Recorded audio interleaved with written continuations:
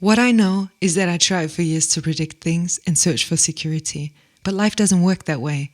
Through my interviews, I want to give you a glimpse into the great pleasures of not knowing, the power of fear, being in the present moment, and how to feel secure in uncertain times.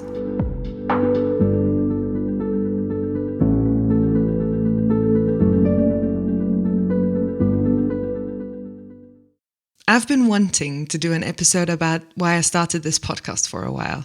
There's probably no better occasion than my trip to South Africa.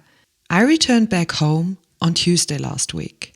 Initially, I planned a 2-week road trip until the Austrian government announced that no more people are allowed to be transported from South Africa to Austria. This also affected my return flight. From one second to the other, I was pushed into the unknown. When I read the news, I ran through the change curve of Elisabeth Kübler-Ross in fast forward. First shock, and a short adrenaline rush. Then a laugh that was more a laugh of denial. The following rage was only of short duration, and also not clear whether it was against the circumstances or against me. I was fully aware of the risk before departure that I might get stuck somewhere. Shock, denial, frustration, depression, experiment, decision, integration. I'm fully aware that frustration, however, is based on fear. And this fear is the fear of uncertainty.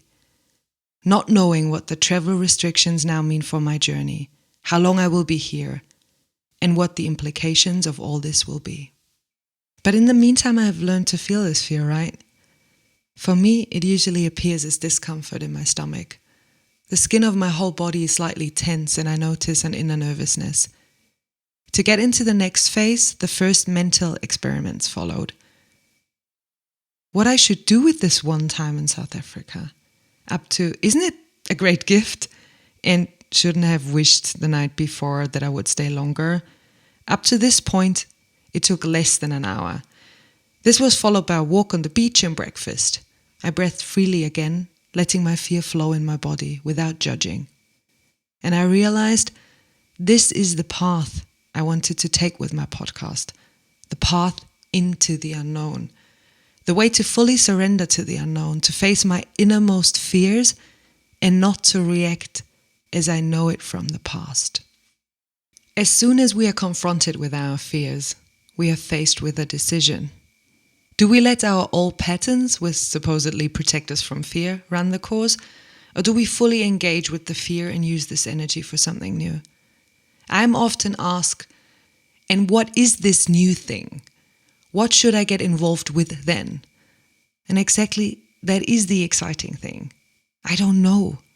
Not knowing and getting involved in uncertainty means that you don't know what is then.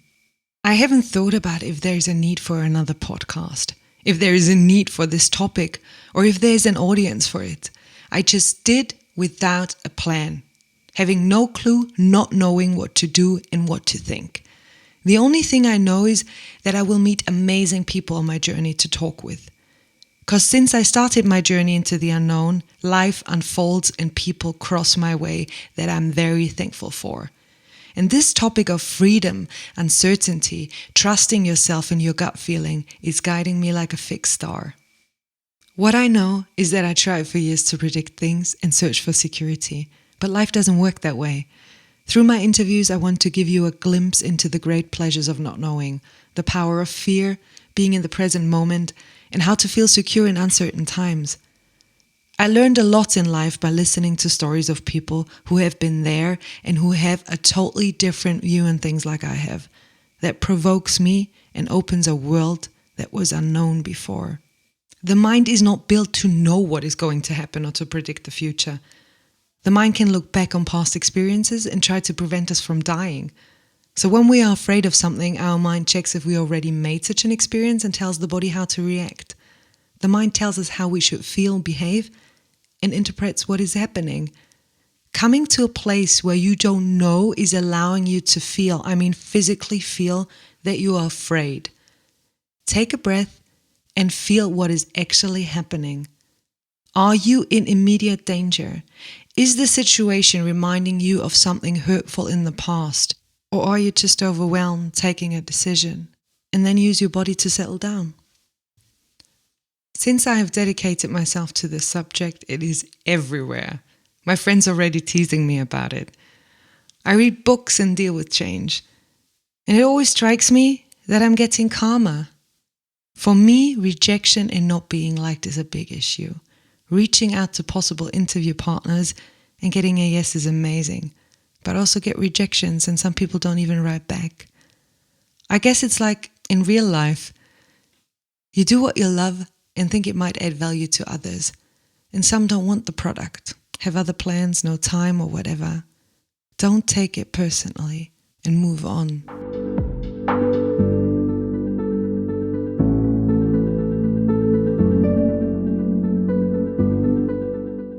The next episodes are on their way. But to be honest, I really don't know what is going to happen.